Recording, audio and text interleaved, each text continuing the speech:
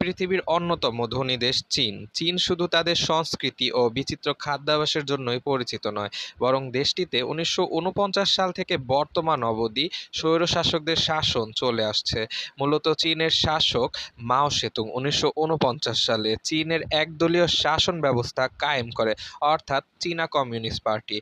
দেশটির রাজনীতি ও উত্তরসূরি নির্ধারণে একচেটিয়া অধিকার রাখে। চীনা কমিউনিস্ট পার্টির অধীনে প্রথম স্বৈরশাসক ছিলেন মাও সেতুং, যিনি 1949 সাল থেকে 1976 সাল পর্যন্ত আমৃত্যু দায়িত্ব পালন করেন। তিনি ক্ষমতায় এসে ব্যক্তি স্বাধীনতা, বাক স্বাধীনতা, গণমাধ্যমের স্বাধীনতা সহ গোটা চীনা অর্থনীতিকে সরকারের নিয়ন্ত্রণে নিয়ে আসে, অর্থাৎ কঠোর কমিউনিজমের প্রয়োগ ঘটান।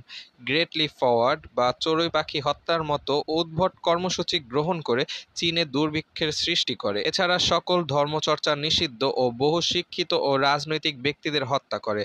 তার মৃত্যুর পর দেং জিয়াওপিং ক্ষমতা গ্রহণ করেন, যিনি গণতন্ত্রপন্থী ছাত্র ও জনগণদের গুলির মাধ্যমে হত্যা করে চীনে গণতান্ত্রিক পদ্ধতির চির অবসান ঘটান। অর্থাৎ তিনি তিয়ানআনমেন গণহত্যার সাথে সরাসরি জড়িত ছিলেন। এরপর 1993 সালে জিয়াং জেমিন ক্ষমতায় আসে, যিনি ধর্মীয় ব্যক্তিদের ওপর দমন-পীড়ন চালিয়েছিল। এ সময় চীনের অর্থনৈতিক অবস্থা ভঙ্গুর ছিল। তবে 2003 সালে চীনা কমিউনিস্ট পার্টির সাধারণ সম্পাদক হু জিনতাও চীনের রাষ্ট্রপতি হন, যিনি 2013 সাল পর্যন্ত চীন শাসন করে। এ সময় চীনের অর্থনীতি শক্তিশালী হলেও রাজনৈতিক ভিন্নমত দমনে সরকার সক্রিয় ছিল।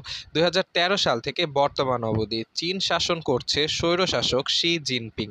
তিনি ক্ষমতায় এসে 2018 সালে চীনের সংবিধান পরিবর্তন করে আজীবন রাষ্ট্রপতি থাকার সুযোগ পেয়েছে। তার সময়কালে উইঘুর সম্প্রদায়ের ওপর নির্যাতনের মাত্রা তীব্রতর হয়েছে। এছাড়া কোভিড-19 ভাইরাসের উৎপত্তি ও বিভিন্ন তথ্য গোপন রাখায় তিনি বিশ্বব্যাপী সমালোচিত।